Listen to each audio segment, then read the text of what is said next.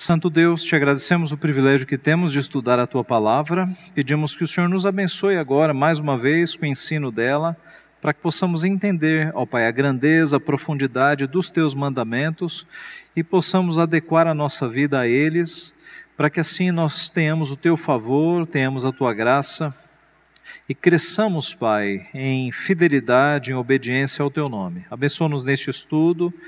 Abençoa as crianças, os adolescentes, aqueles que estão tendo estudos também, para que o Teu nome seja glorificado e nós saímos mais fortes dessa escola dominical. É o que nós pedimos agradecidos e em nome de Jesus, amém.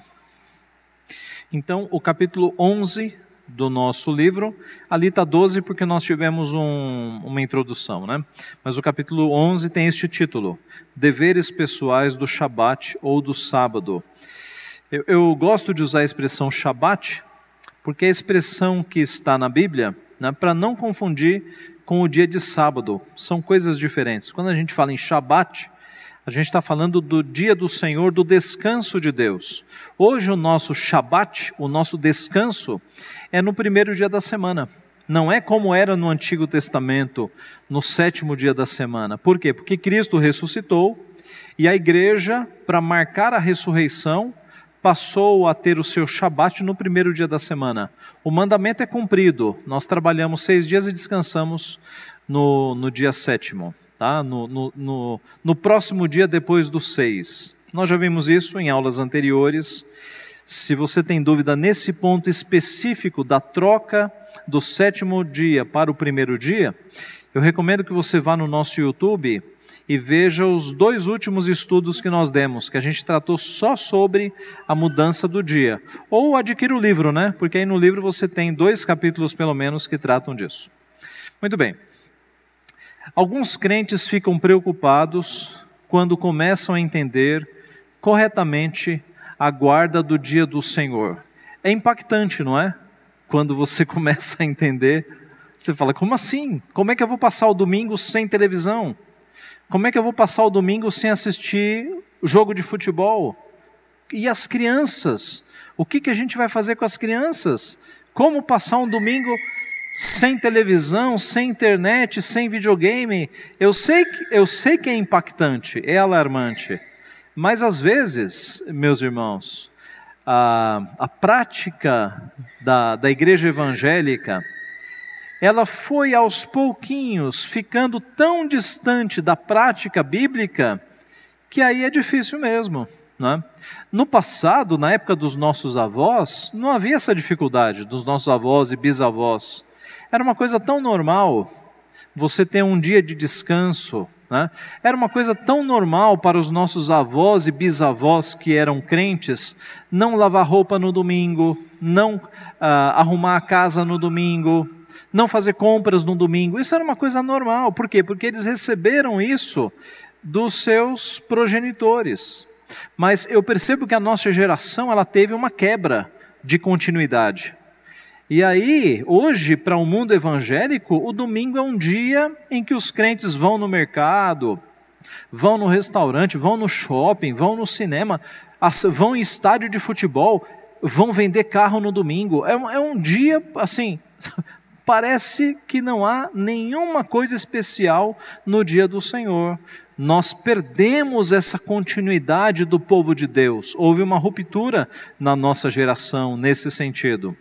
O estudo de hoje, então, tem como objetivo demonstrar o que deve ser feito no dia do Senhor com alegria e com proveito, não gemendo, né? Porque o dia do Senhor é um dia de alegria, é um dia de deleite nas coisas do Senhor.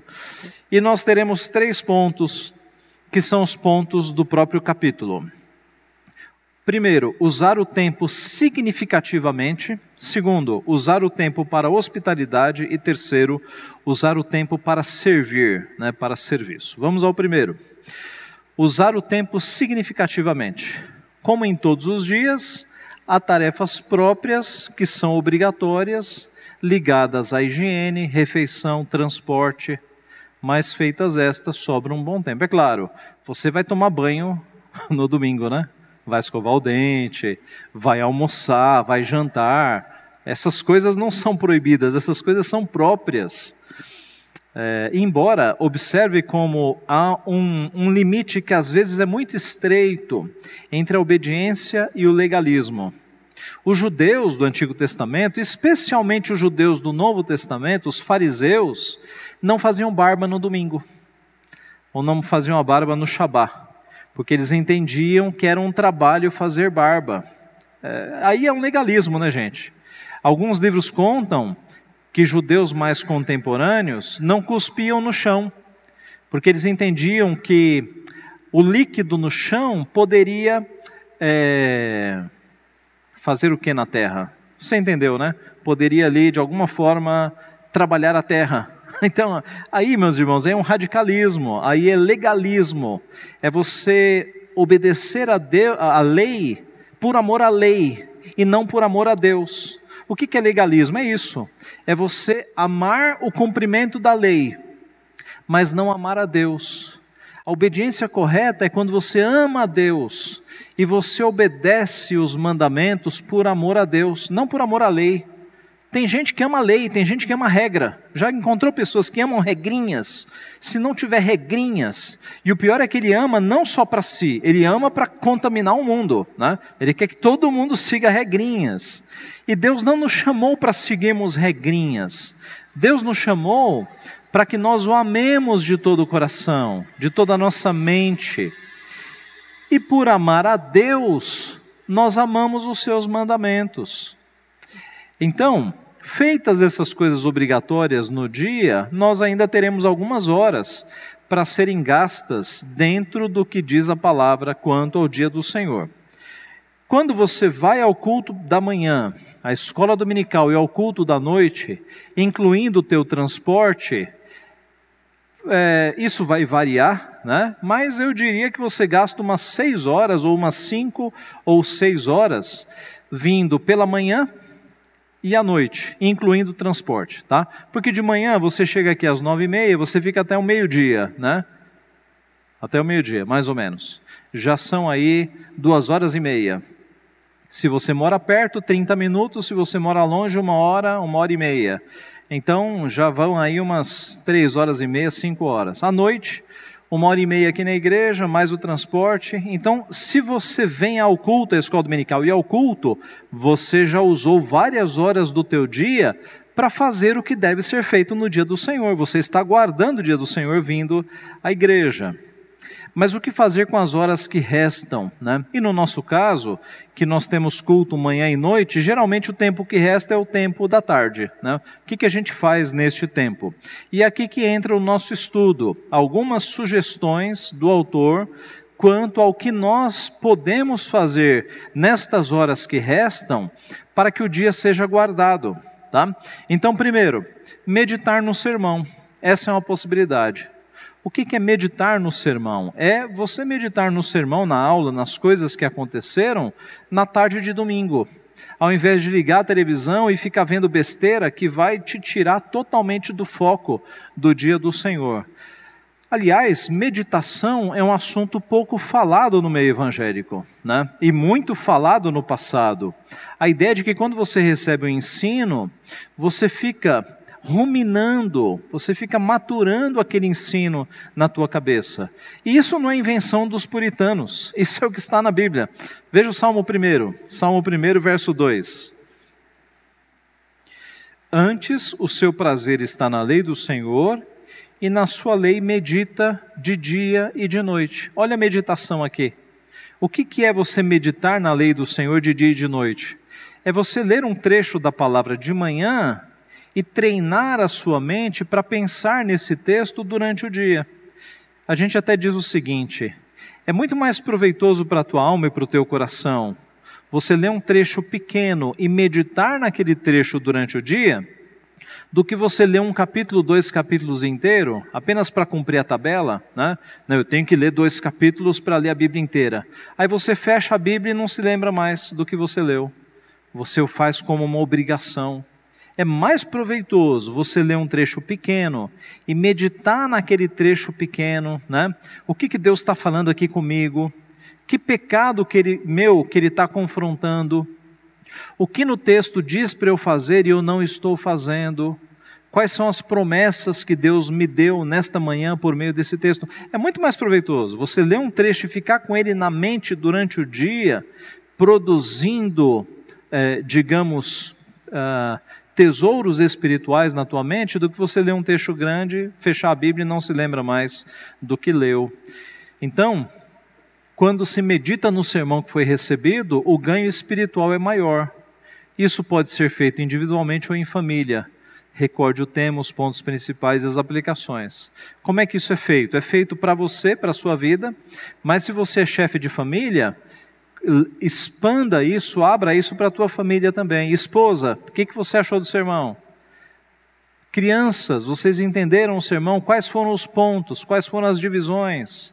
Quais foram as aplicações? Qual foi o tema? Você pode, de fato, puxar pela mente para que aquele ensino que veio de Deus, a gente crê nisso, fique na tua mente mais tempo do que apenas enquanto você está aqui na igreja. Estão percebendo, irmãos?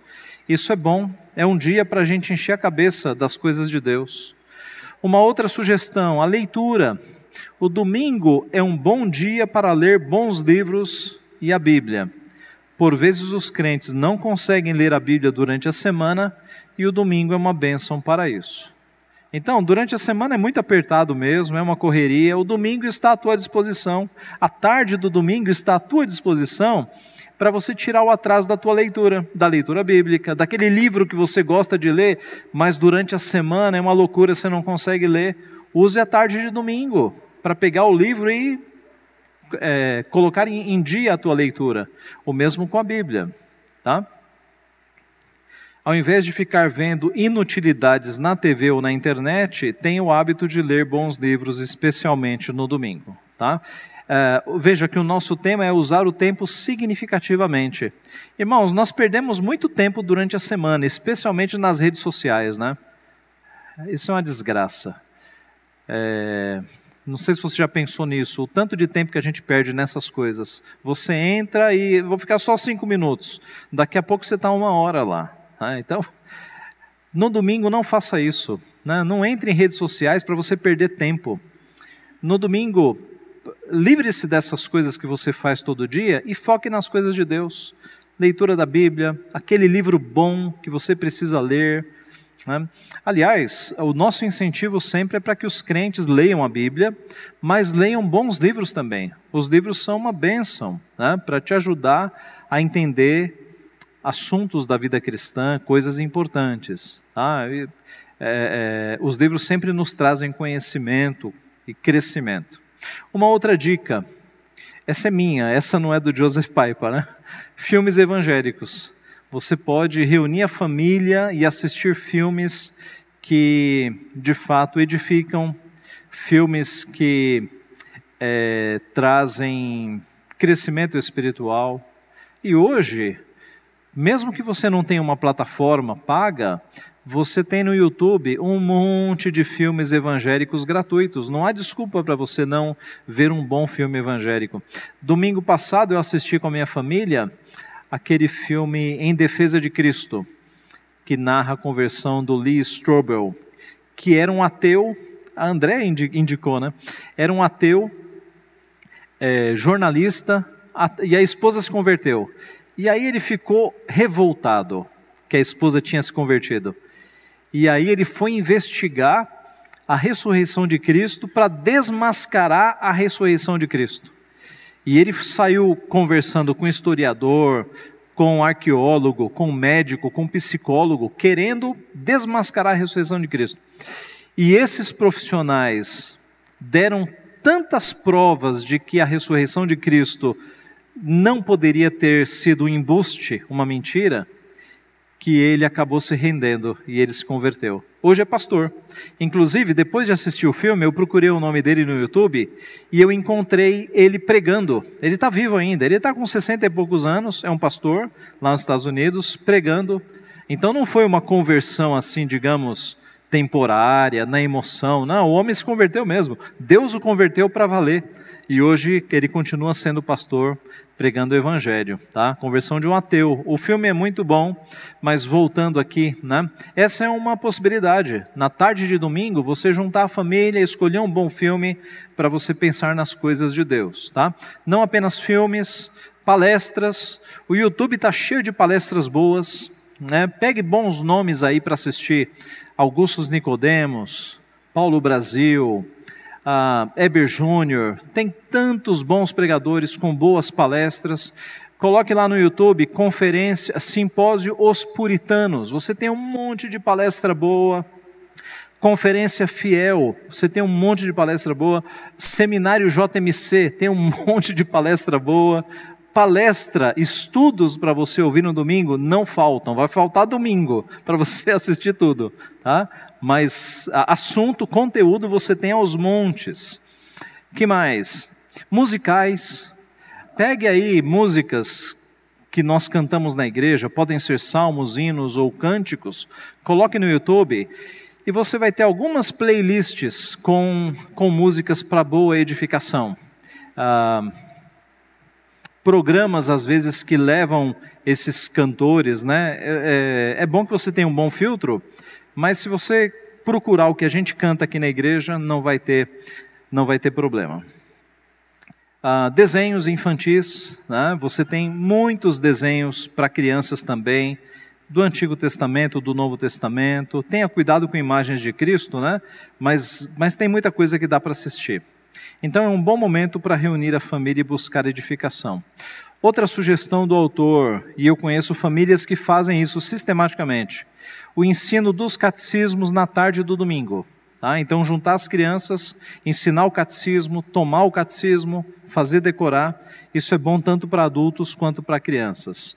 Oração, de novo, se durante a semana você tem pouco tempo para oração, no domingo você tem uma tarde tranquila, você tem tempo para você orar ao Senhor, colocar em dia aí as tuas orações. O domingo é uma bênção de Deus, meus irmãos. A comparação do pai é o seguinte: sabe quando você vai tirar férias e aí você fala, puxa, agora eu vou conseguir ler aquele livro, agora eu vou conseguir ver aquela série, agora eu vou conseguir ver aquele filme? O domingo é, digamos, as nossas férias semanais. A tarde do domingo, especialmente, é um tempo em que nós temos para fazer essas coisas, sempre buscando a Deus. Pastor, não dá tempo, porque eu tenho que lavar a louça, eu tenho que fazer não sei o quê. Não, deixa a louça para segunda-feira, né? Não vá gastar tempo no domingo fazendo comidas altamente elaboradas, faça no sábado. Deixa o domingo, especialmente as irmãs, né? A gente tem falado nisso. Às vezes o domingo para as irmãs é muito difícil, porque as irmãs não saem da cozinha. Eu já conheci irmã que não vinha na escola dominical porque estava de manhã fazendo almoço para a família. Não é justo. O domingo não foi feito para você ficar na cozinha, minha irmã. Então providencie a comida no sábado para você descansar pelo menos um dia na semana. A gente sabe que a lida das nossas irmãs é muito difícil. Você tem que ter um dia de descanso. Faça o dobro da comida no sábado, para no domingo você descansar. E deixa a louça para segunda-feira, não é pecado não. O bom é que você descanse, né? Que você tenha tempo para o Senhor no seu dia. Esse é o primeiro ponto, usar o tempo significativamente. Segundo ponto, usar o tempo para a hospitalidade. Assim como a meditação, a hospitalidade é um tema imperativo para os cristãos, tá?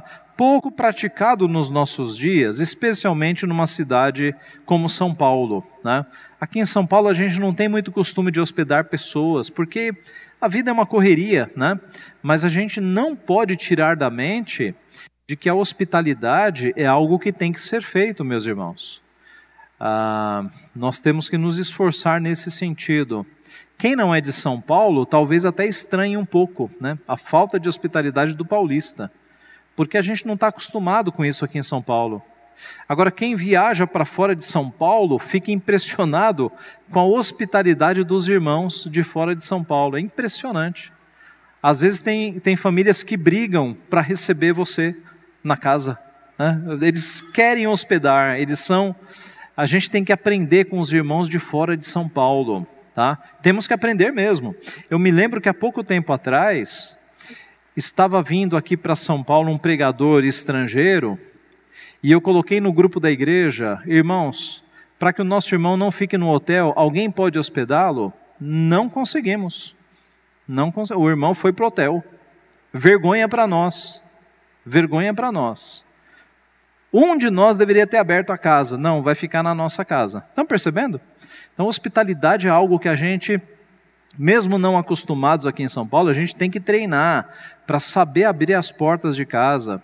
E aqui no texto eu vou dizer, copiando o Joseph Piper, na verdade ele que diz que você não precisa se preocupar em oferecer assim um banquete, a melhor comida.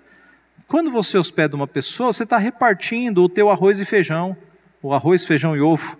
Você não precisa fazer coisas. É claro que não é proibido fazer coisas boas. Há irmãos e irmãs aqui na igreja que fazem do melhor, não é? Não é proibido.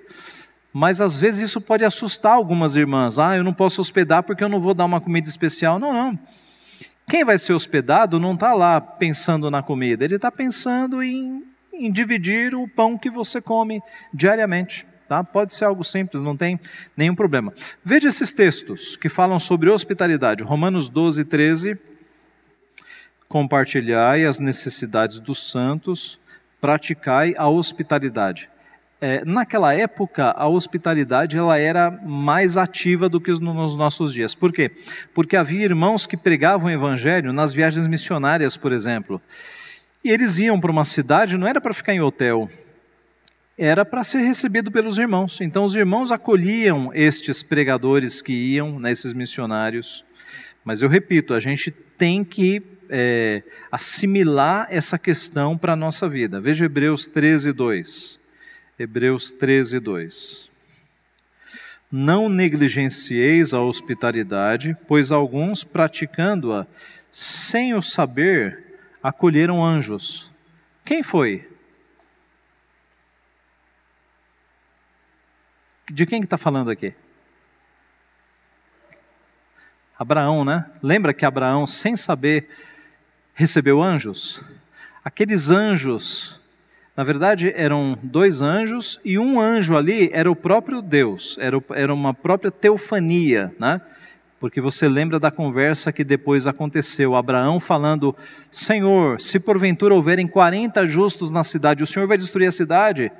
Aí Deus responde pelo anjo. Então era uma própria teofania, o anjo do Senhor ali era o próprio Deus em forma de anjo, dizendo: se houverem 40 justos, eu não destruo a cidade. E aí segue-se aquele diálogo, né? Não havia nem 5 justos naquela cidade, as cidades foram destruídas. Mas o ponto é que Abraão, sem saber, ele recebeu homens, eles não eram anjos com asas, na maioria das vezes que anjos aparecem na Bíblia sem asas, tá? Eles aparecem em forma de homens mesmo. Abraão os recebeu, deu alimento para eles, toda a hospitalidade eram anjos, tá? Esse é o ensino aqui do autor de Hebreus. Pratiquem a hospitalidade, porque vocês podem ter boas surpresas, né? E isso é bênção diante do Senhor. 1 Pedro 4,9. Sede mutuamente hospitaleiros sem murmuração. Tá? Então, sede mutuamente hospitaleiros sem murmuração.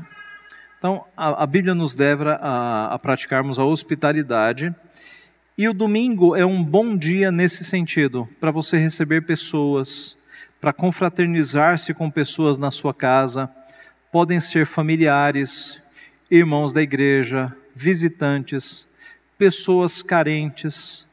Eu li num livro, eu não consigo me lembrar em qual foi, mas eu li alguém dizendo isso, que havia um costume na casa dele, de uma vez por mês, trazer pessoas carentes para almoçar na casa dele, tá? Para demonstrar o amor de Deus, o amor de Cristo. Então, o domingo é um bom dia para você usar o almoço especialmente, ou o jantar, para receber pessoas. E os assuntos destes almoços, é claro, não podem ser assuntos que saiam do dia do Senhor, né? Eu já vou chegar nessa questão dos assuntos. Alguns temem receber pessoas em casa porque imaginam que tem que oferecer comidas especiais, etc. A ideia da hospitalidade é repartir o que temos com os outros, né? Já falamos sobre isso. A questão dos assuntos. As conversas neste dia e na hospitalidade não devem girar em torno de trabalho ou de entretenimento, mas especialmente sobre Deus. Isso vale para quando você está recebendo uma pessoa ou para quando você está só com a sua família. A confissão de fé nossa, na verdade, o catecismo, eu acho que é o catecismo maior que fala, que no dia do Senhor nós devemos guardar as nossas palavras e os nossos pensamentos sobre trabalho. Por quê? Do que adianta você passar o domingo preocupado com o teu trabalho da segunda-feira? Você vai descansar? Não vai, a tua mente não vai descansar. Então a gente tem que vigiar o nosso pensamento para que em pleno domingo a gente não esteja pensando em serviço. Percebe? Senão você não vai descansar nunca. No domingo, quando o pensamento de serviço vier, você fala, não vou pensar nisso, vou pensar em outras coisas, né? Em coisas que não sejam serviço e que não sejam coisas que desviem do objetivo do dia. Veja Malaquias 3,16 que está transcrito aqui. Eu usei a nova versão internacional porque ela está mais simples de compreender. Depois, aqueles que temiam o Senhor conversaram uns com os outros, e o Senhor os ouviu com atenção. Foi escrito um livro como memorial na sua presença, acerca dos que temiam o Senhor e honravam o seu nome. Os versículos anteriores estão falando da conversa entre os ímpios, e o verso 16 está falando da conversa entre os justos. E a ideia do texto, que é bastante citado, é que as conversas entre nós têm que ser conversas que agradem a Deus, em que quando Deus ouve, Ele se vê agradado. Então, quando nós conversamos sobre o que Deus tem feito na nossa vida, o que Deus faz, né, a beleza do Evangelho, o avanço do reino, são conversas santas, conversas piedosas, que têm que ser mais praticadas entre os cristãos, especialmente no dia do Senhor. Ainda na hospitalidade, neste ponto é preciso também planejamento. Se você convidar pessoas todos os domingos para a sua casa, pode ser que a sua esposa fique sobrecarregada, né? Porque, é claro, receber uma pessoa é um trabalho adicional do que não receber, né? Um almoço só com a família. Então, planeje se você vai seguir algo assim, para que seja uma vez por mês, no máximo 2 vezes por mês, para você praticar essa hospitalidade, mas sem sobrecarregar a esposa especialmente. Algumas famílias estipulam fazer programação de 1 ou 2 vezes por mês. Em algumas igrejas há almoços comunitários, o que também se adequa à comunhão requerida ao dia. Nós estamos em tempo de pandemia, né? Não dá para fazer almoço comunitário, mas a gente está doido para fazer um almoço comunitário, né, Rosimara? Pois é. Porque como é bom a igreja ficar reunida aqui almoçando tudo junto. Quando o vírus for embora, a gente vai fazer vários almoços comunitários. Eu me lembro da tradição de algumas igrejas coreanas aqui em São Paulo, que eles têm almoço todos os domingos. Todos os domingos. Uma vez eu fui pregar numa igreja coreana e eu soube dessa tradição. Então, todo domingo eles estão juntos lá almoçando. É uma coisa muito boa, né, gente? Quando a gente almoça, quando a gente divide a mesa com outras pessoas, é uma expressão de comunhão, de irmandade, né? Isso é muito bom, e o domingo é próprio para isso também. Terceiro e último ponto, use o tempo para servir. O Joseph Piper chama isso de ministério. No nosso meio, a palavra ministério já remete a pastor, mas não, ministério é serviço. Todo crente, há um sentido em que todo crente é ministro, porque todo crente foi chamado por Deus para servir, né? Nós estamos aqui para servir as pessoas, Cristo nos ensinou isso. Então este dia é próprio para o serviço cristão. Então você pode ter reuniões de sociedades internas, de grupos de trabalho da igreja, evangelização, diaconia, misericórdia. Estas reuniões podem ser feitas neste dia, né? Evangelização na rua, visita a asilos, orfanatos, casas de recuperação, moradores de rua, tudo isso é propício nesse dia. Nós já falamos sobre esse assunto com o tema Obras de Misericórdia.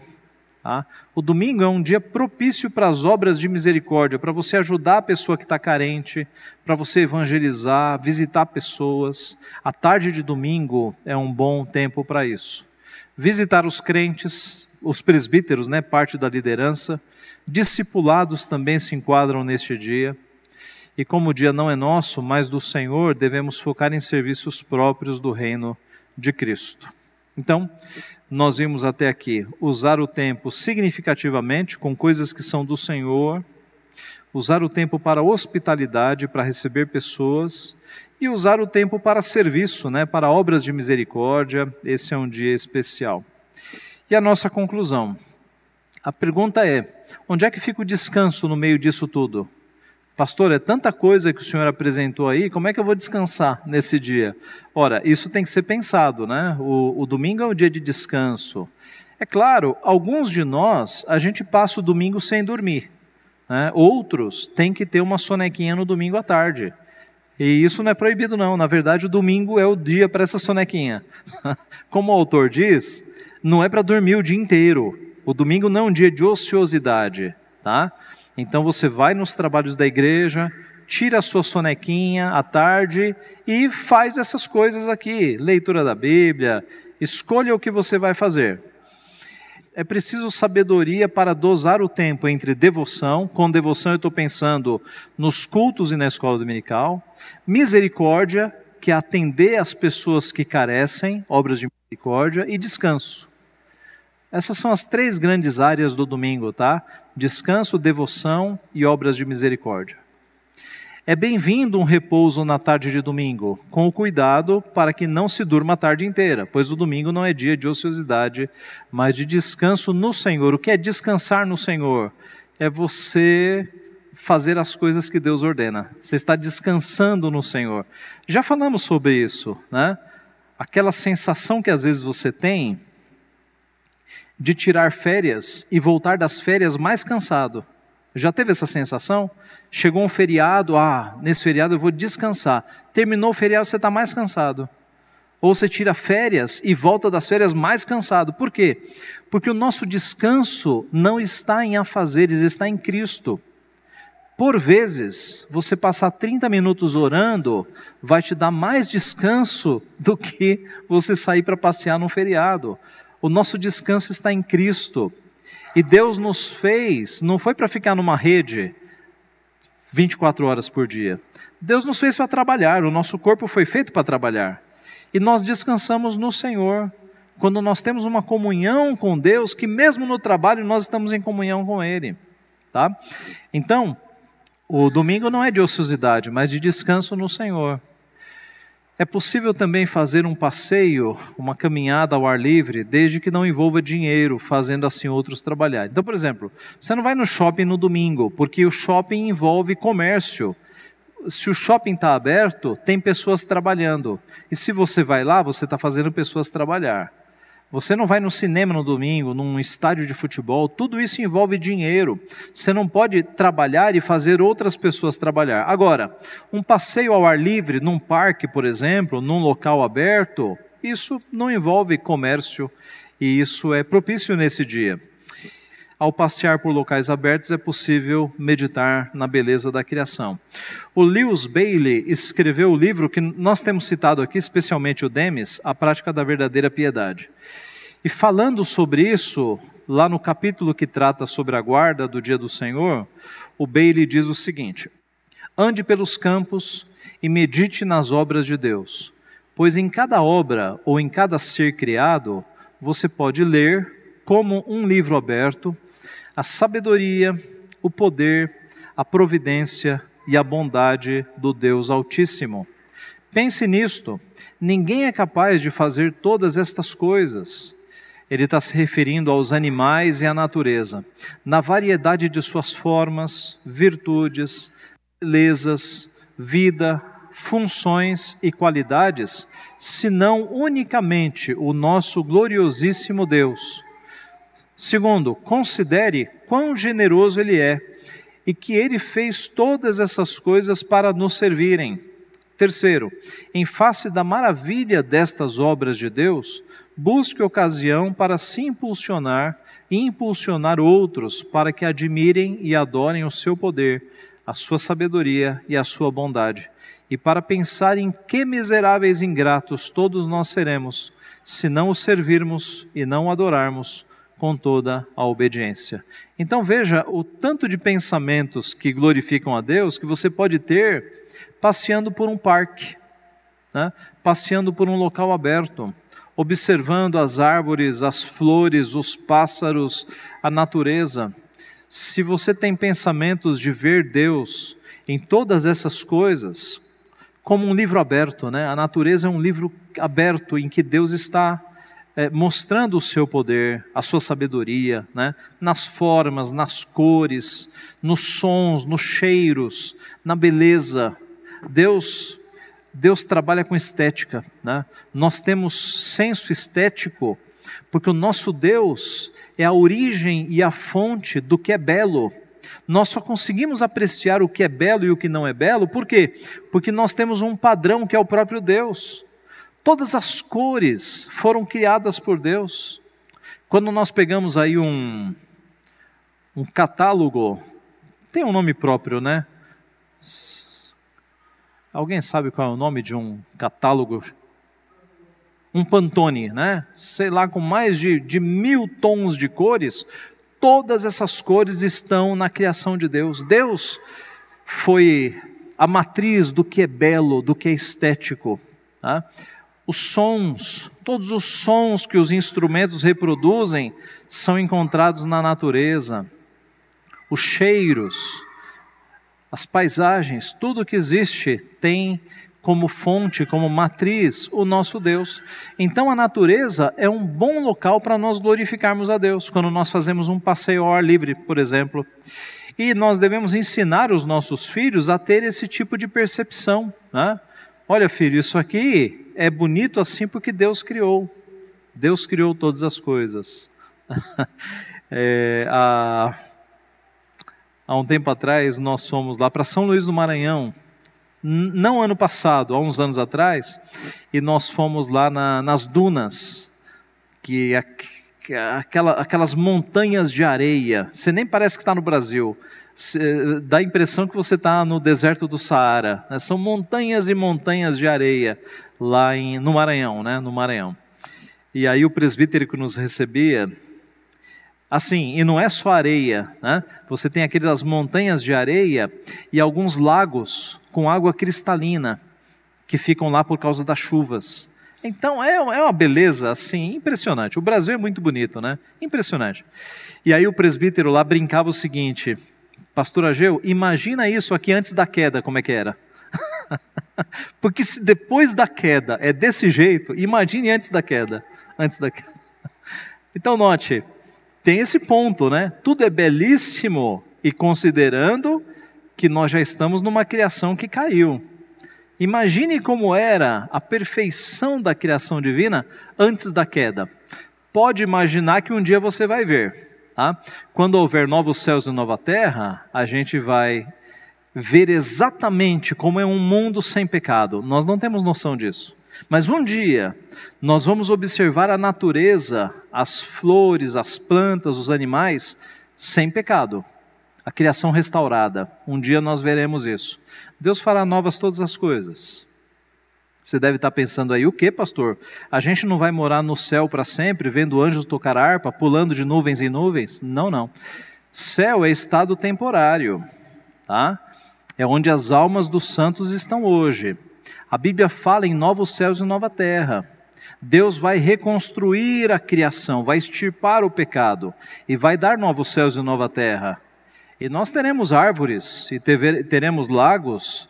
Eu creio que, eu já não posso afirmar com certeza, mas a minha visão bíblica me leva a crer que nós teremos animais, nós teremos tudo que Deus fez sem o pecado, tudo restaurado, tudo restaurado. Será a criação de Deus no ápice da perfeição, nós teremos acesso a tudo isso. Será impressionante, né? E nós não teremos pecado, né? Teremos olhos puros para ver isso e glorificar a Deus.